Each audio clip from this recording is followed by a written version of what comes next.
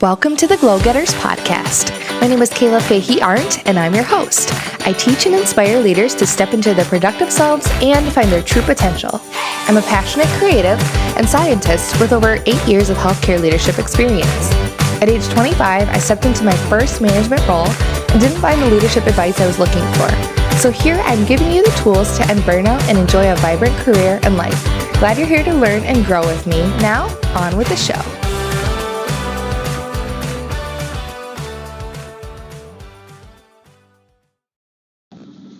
Hey everybody, welcome to another episode of the Glow Getters podcast. I am so happy to be here and excited about recording today's episode. So I am currently recording from my car. I'm driving, don't worry, I'm hands-free, but I'm using my Apple, my AirPods.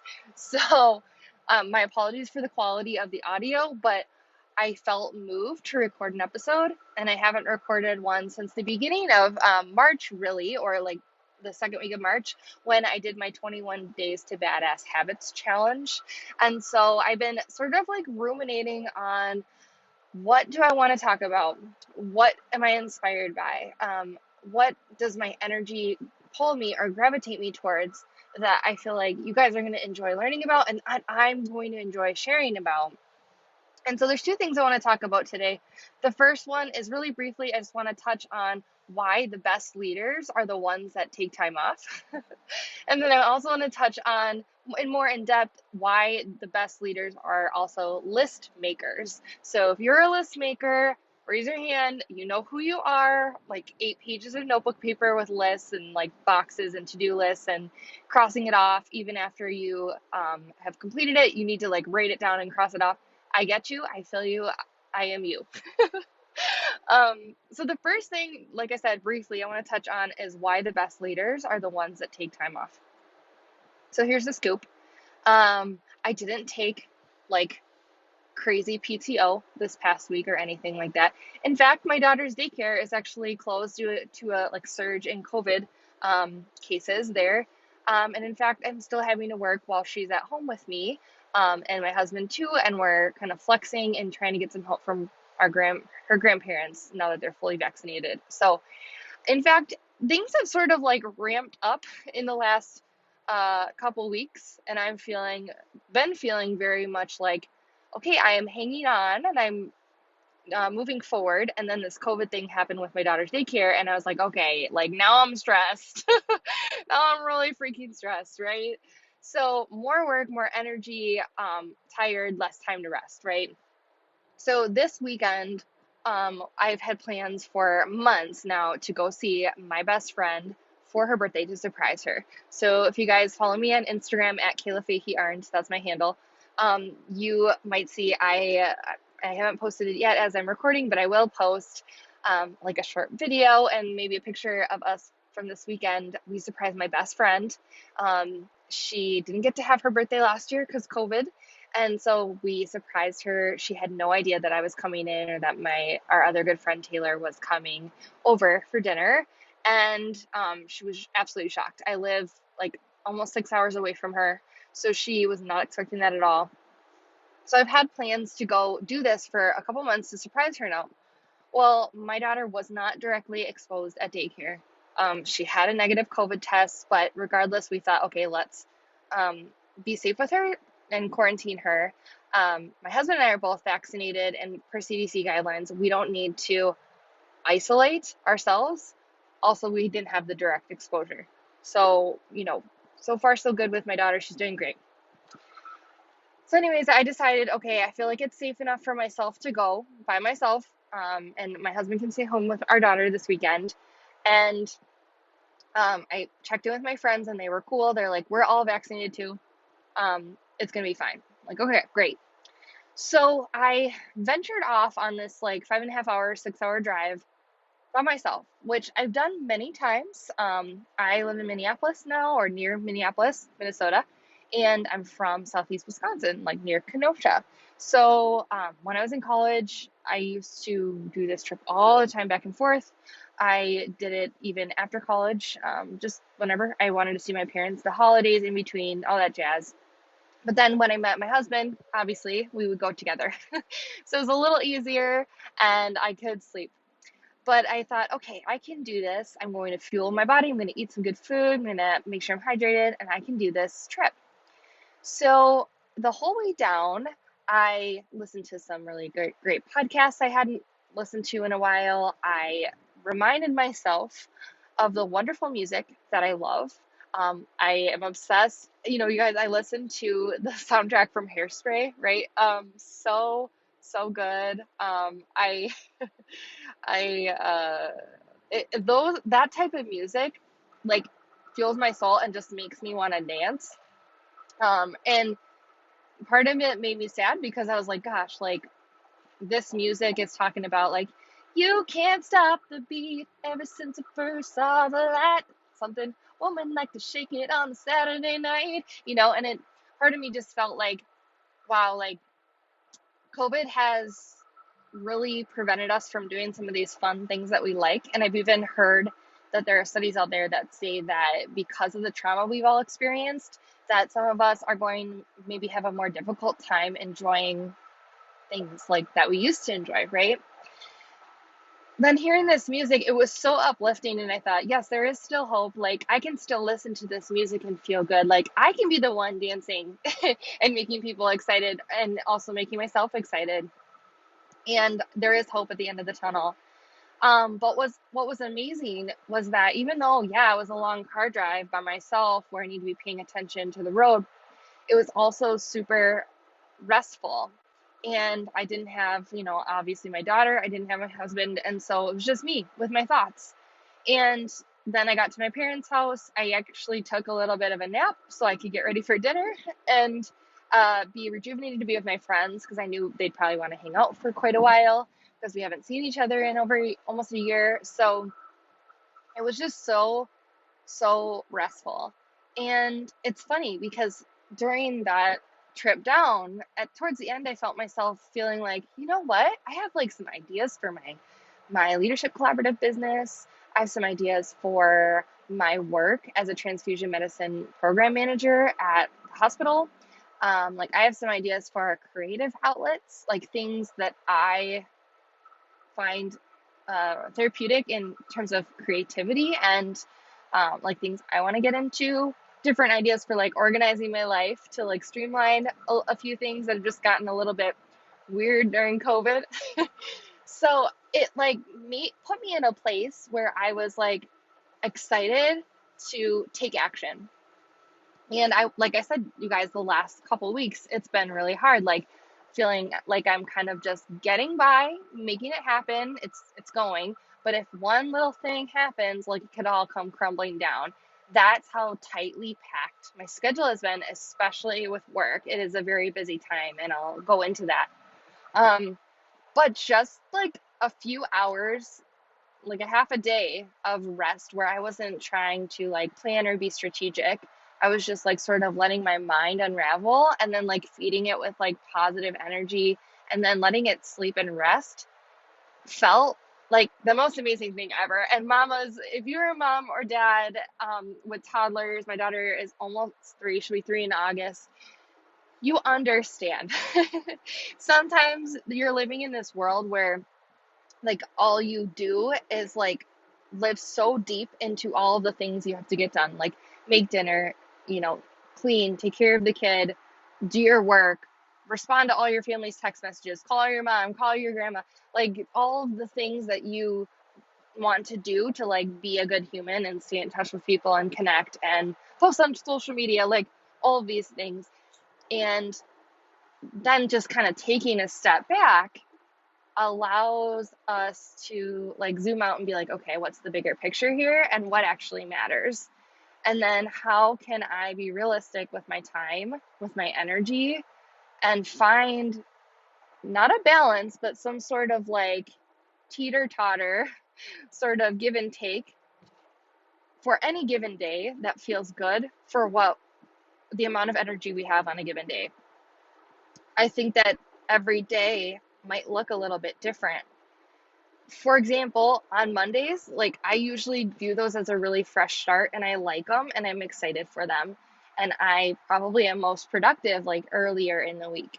Whereas for some people, it's like Monday is a day to like catch up, make the list, and that's pretty much it.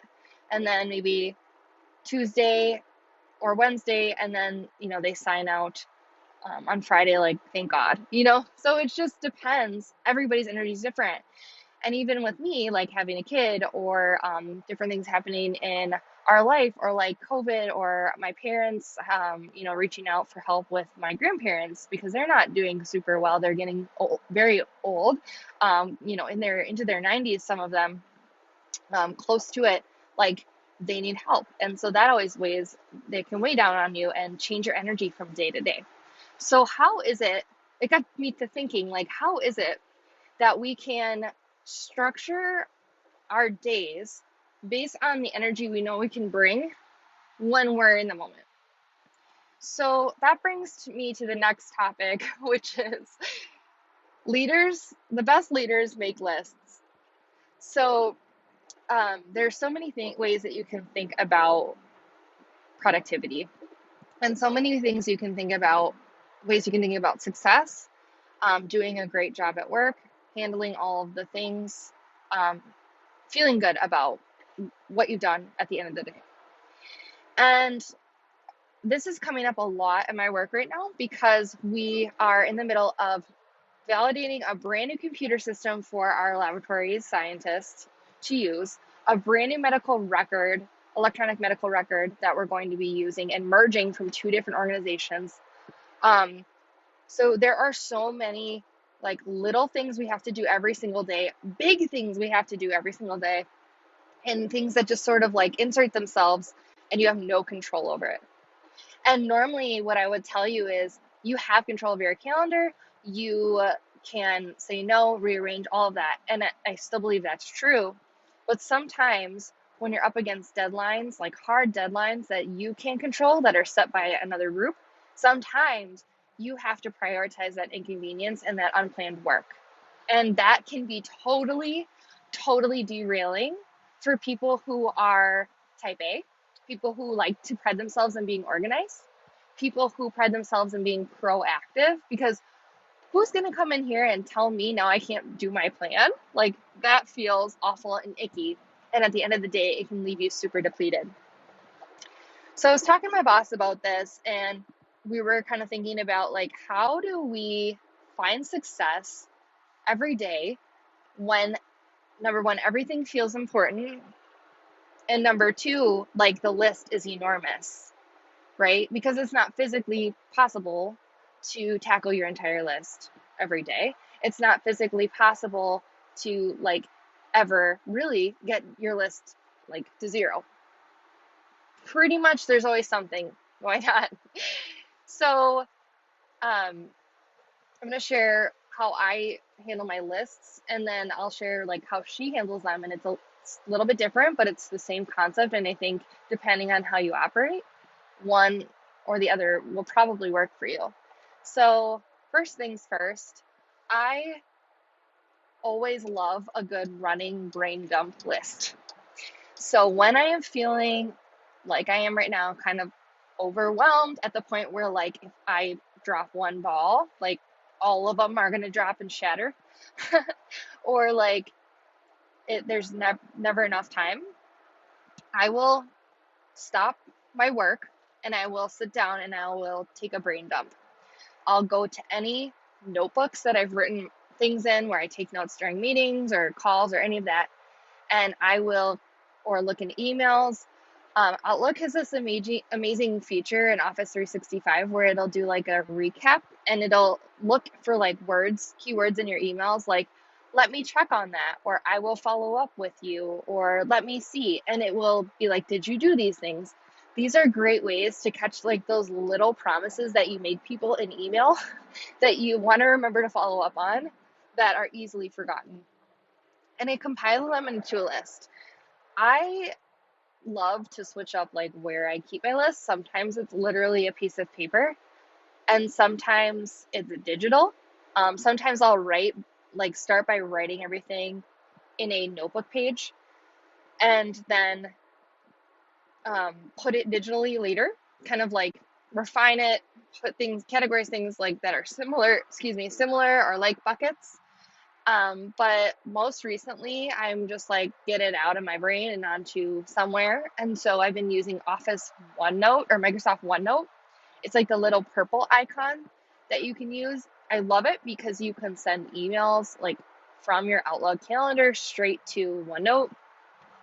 And also it comes with this really great feature where you can add like check boxes, stars, little like light bulb icons, like all these different things that you can use to denote different categories for yourself. So you can customize like what things mean and how you categorize things right there.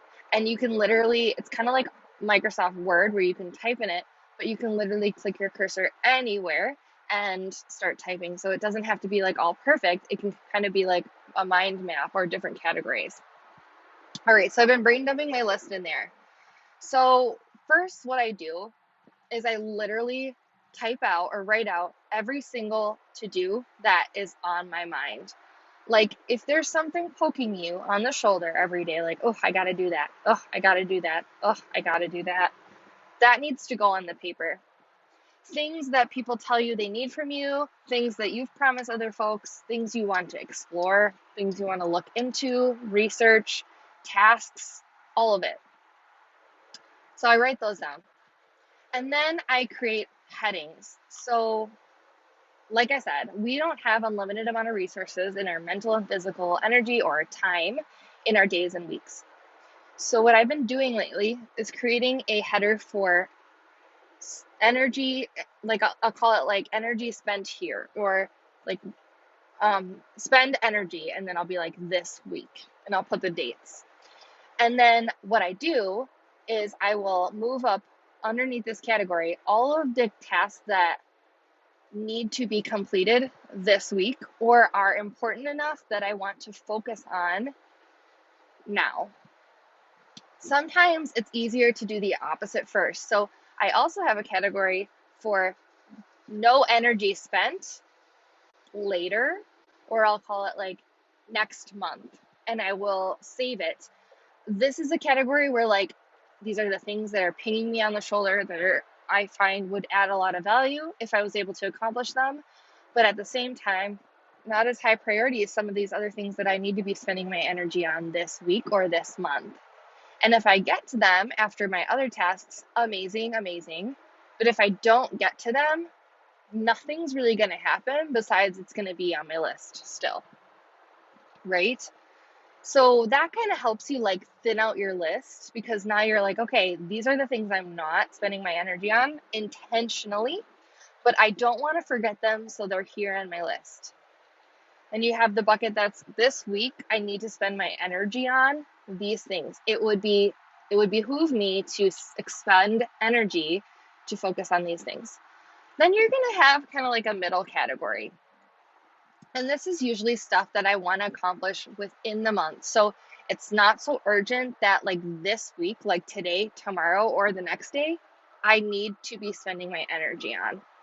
But the difference is I want to set a deadline for myself for accomplishing these goals.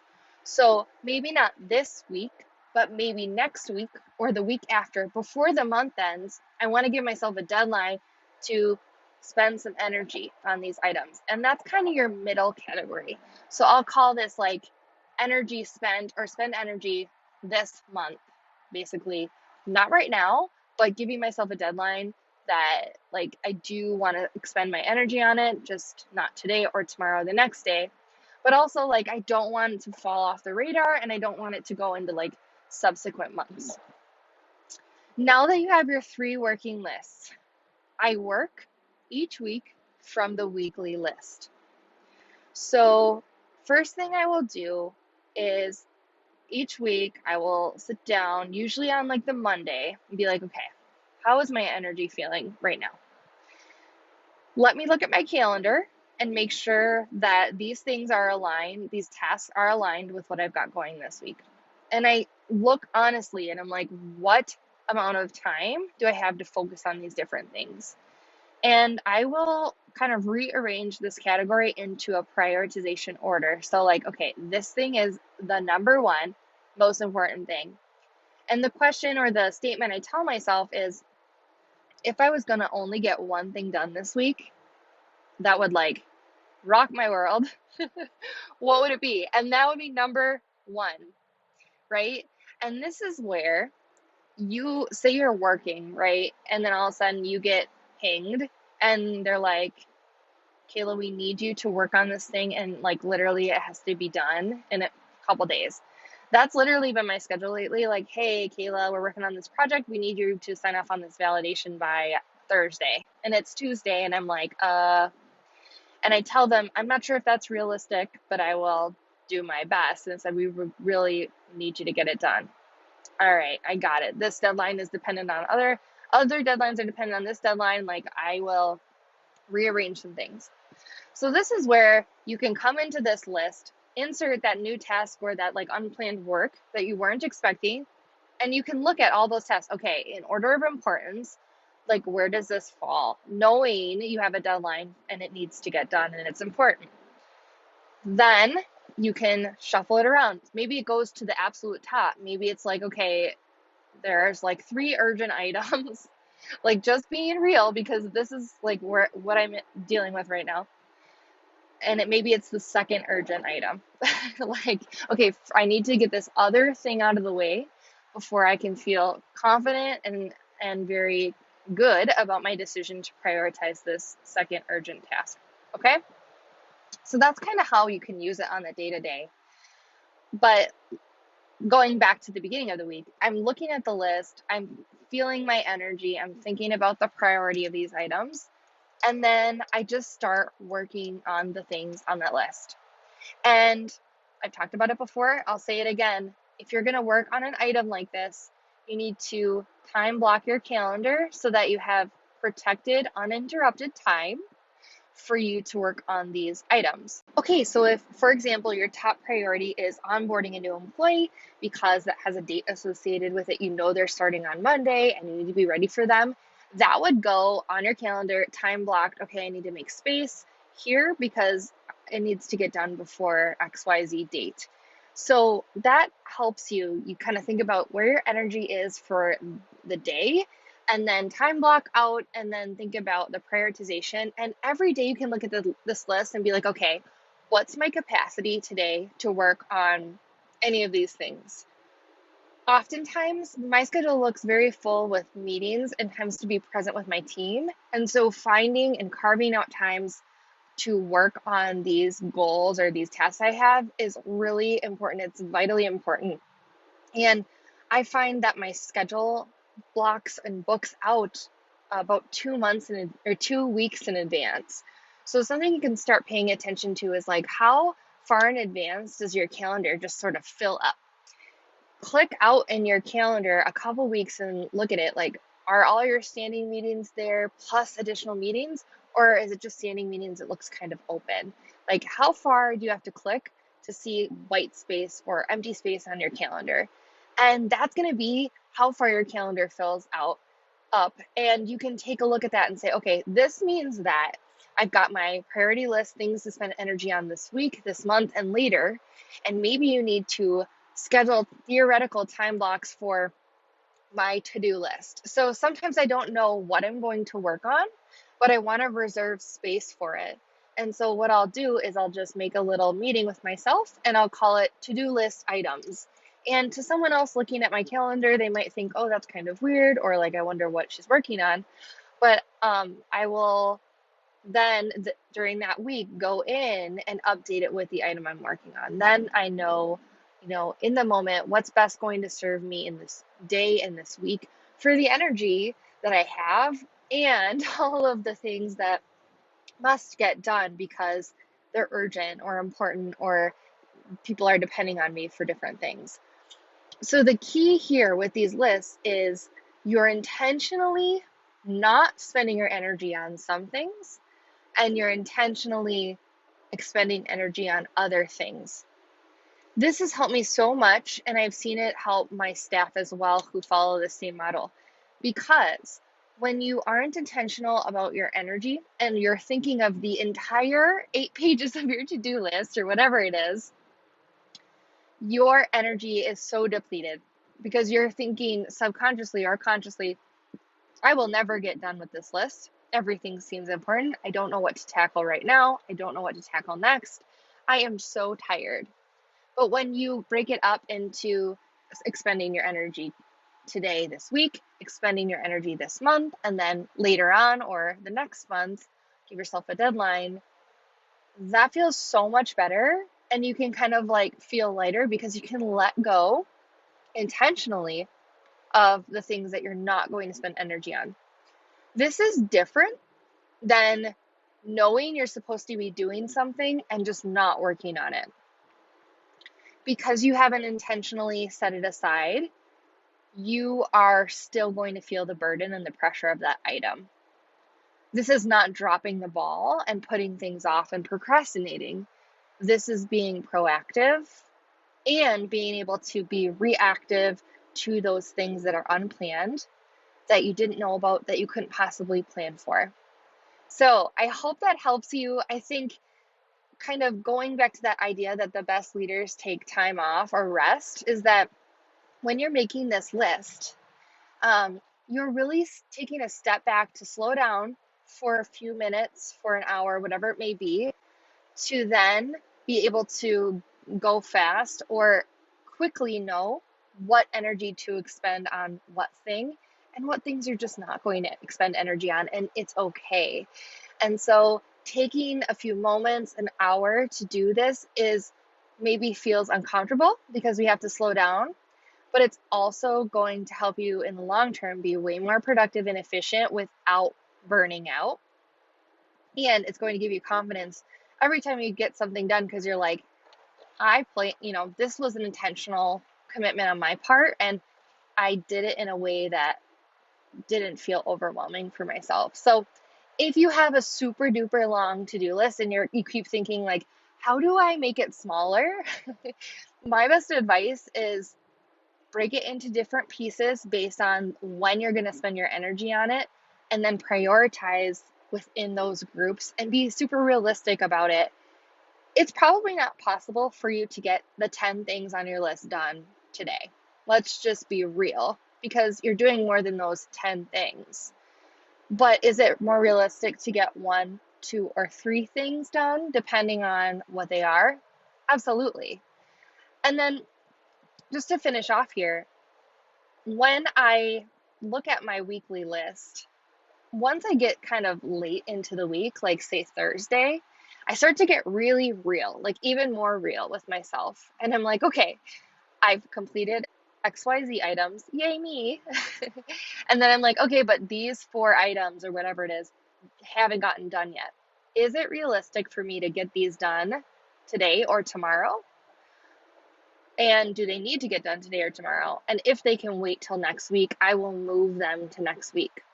If they absolutely can't wait, I then start clearing or adjusting my schedule or trying to bump other things that I had planned, and really asking myself or asking others, what's the absolute drop dead deadline for this? Is this necessary by Friday?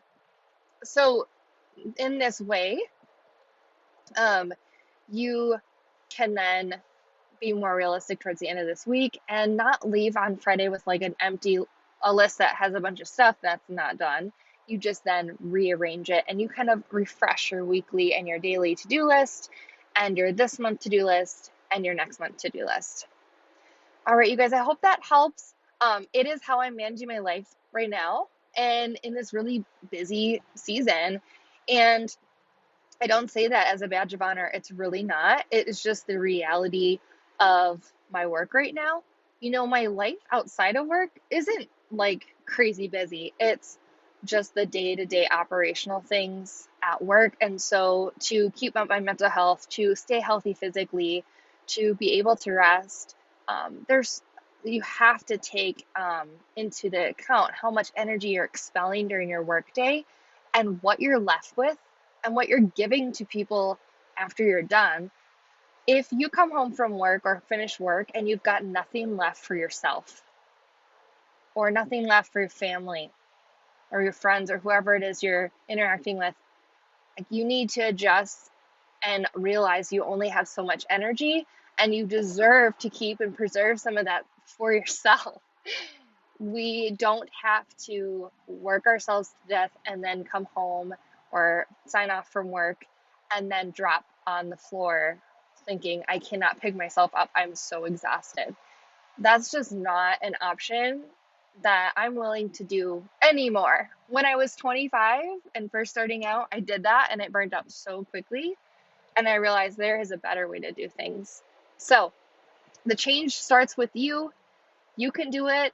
Let me know if this is helpful for you by sending me a DM on Instagram at Kayla Fahey-Ahrndt, or leave me a nice comment or rating and review wherever you listen to your podcast. I would love to hear what specific tidbits of this episode helped you, what changed your mindset, and what your favorite things about listening to this podcast are. All right, everybody, have a great week, and I will talk to you soon. All right, that's it for today. Thank you so much for listening to the Glow Getters podcast. If you enjoyed this podcast, please give me a good rating and review. I would so much appreciate all the good feedback you have for me. If you like this content and you want to get some more of it, maybe even see me and watch some videos, you can check out my YouTube channel. Just search Kayla Fahey-Ahrndt and you should be able to find my channel, which I call the Leadership Collaborative, which has tons of great information on leadership and tells you a little bit more about my Leadership Collaborative community that is always enrolling at the end of each month. All right, everyone, thanks so much again. I hope you stay well and safe. Be a light. Talk soon. Bye.